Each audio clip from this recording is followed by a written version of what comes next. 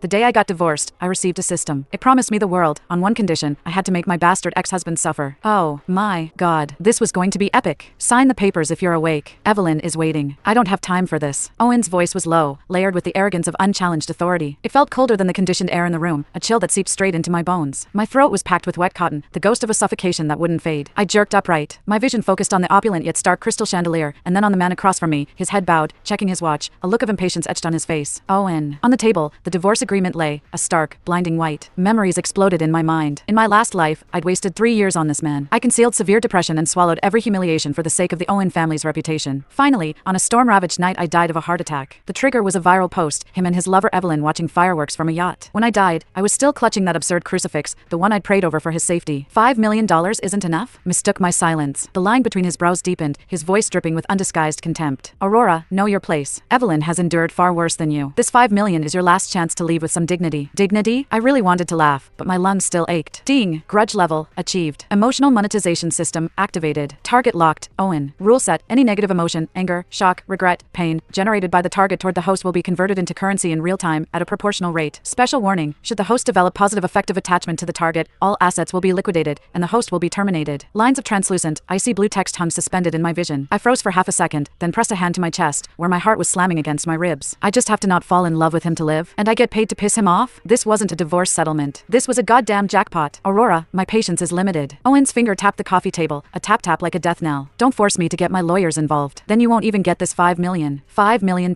In my last life, hearing that number, I bawled my eyes out, begging him on my knees not to leave me. I was so foolish back then, actually believing feelings were more important than money. I lifted my head. Those eyes, once filled with tentative affection and adoration, were now starkly empty, like a dry well reflecting none of Owen's image. I reached out, bypassing his tapping hand, and snatched the divorce agreement. I flipped straight to the end, grabbed the pen. The pen scraped across the paper, a soft, deliberate sound, without a single pause. I signed my name, a firm, decisive stroke that tore through the last page. I saw Owen open his mouth, as if he'd prepared a mouthful of scorn and threats, but the words died in his throat. He stared at the still wet ink of my name, his face blank for a moment. Signed. She signed it. The woman who would call him 3 times, crying, if she so much as pricked her finger, the one who clung to him with no dignity, she just signed it. No wailing, no tearful pleas about not being able to live without him. I could feel a strange, almost irritable sense of defeat radiating from him. It was like punching a cloud, leaving him utterly frustrated. Ding. Target detected, generating irritation and frustration.